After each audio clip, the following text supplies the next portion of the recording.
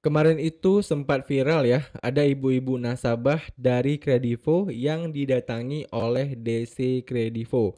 Tapi karena si DC itu nggak bawa surat tugas ya, akhirnya si ibu-ibu ini nggak terima dan mengusir si DC lapangan Kredivo ini. Dan akhirnya si DC Kredivo ini marah-marah ya dan mengancam balik si ibu. Dan hal ini juga sempat direkam sama si ibu ya, dan videonya itu juga udah viral ya guys ya. Di sini saya nggak akan menampilkan videonya, kalian bisa cari sendiri aja ya videonya di YouTube. Intinya di video tersebut si ibu ini pinter banget guys ya. Dia tahu celah bagaimana bisa menaklukkan DC lapangan Kredivo yang udah terlanjur datang ke rumah dia. Padahal DC tersebut itu udah datang 2 kali loh. Nah, jadi ya di awal memang yang dilakukan sama si ibu ini adalah dia langsung menanyakan surat tugas dari si DC tersebut ya. Dan saat itu memang si DC itu tidak membawa surat tugasnya.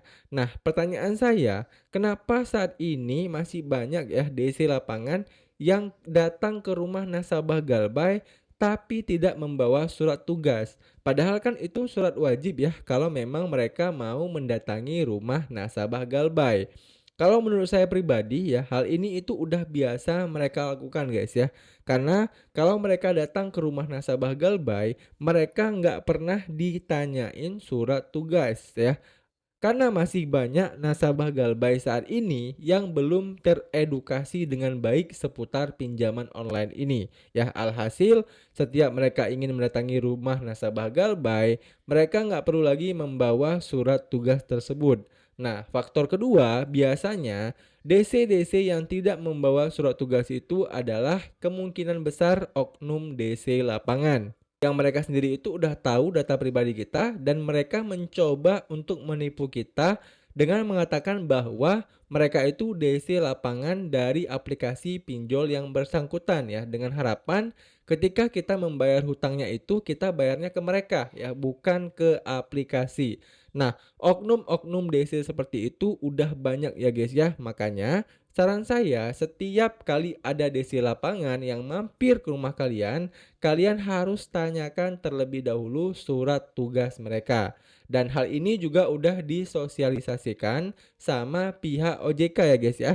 Kalian bisa cek di YouTube ya ataupun di Instagram OJK-nya langsung ya. Jadi ini bisa dibilang sebagai aturan murni yang udah dibuat sama OJK, di mana kalau ada DC lapangan yang tidak membawa surat tugas, maka kita sebagai nasabah Galbay bisa menolak kedatangan mereka ke rumah kita guys ya. Oke, kita lanjut ke cerita ibu tadi ya. Jadi setelah si ibu tadi itu minta surat tugas dan si DC itu tidak bisa memberikan surat tugasnya, akhirnya si DC ini itu ngomel-ngomel guys ya.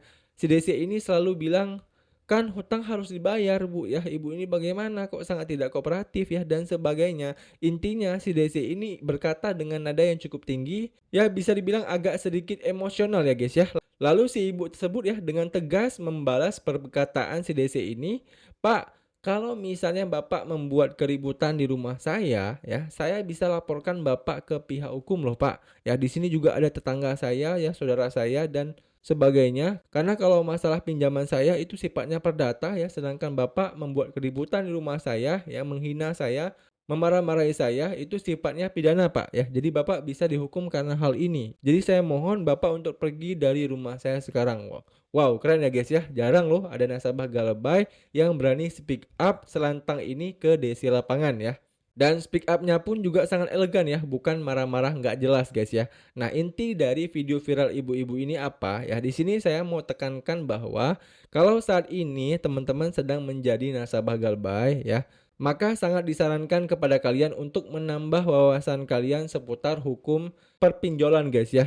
Kalau kalian melakukan hal itu ya, maka kalian nggak akan bisa ditindas lagi oleh DC-DC yang akan berkunjung ke rumah kalian ya. Dan kalian juga bisa membela diri kalian seperti yang dilakukan oleh ibu ini ya. Dan muncul pertanyaan, di mana kita bisa belajar seputar hukum perpinjolan ini? Nah, kalian bisa belajar secara gratis di channel YouTube saya ini guys ya. Di sini saya udah membuat 100 video lebih yang membahas seputar pinjaman online dan pay later ya. Jadi kalau kalian tonton semua video yang ada di channel YouTube saya ini ya, saya jamin kalian akan lebih paham seputar hukum perpinjolan duniawi ini.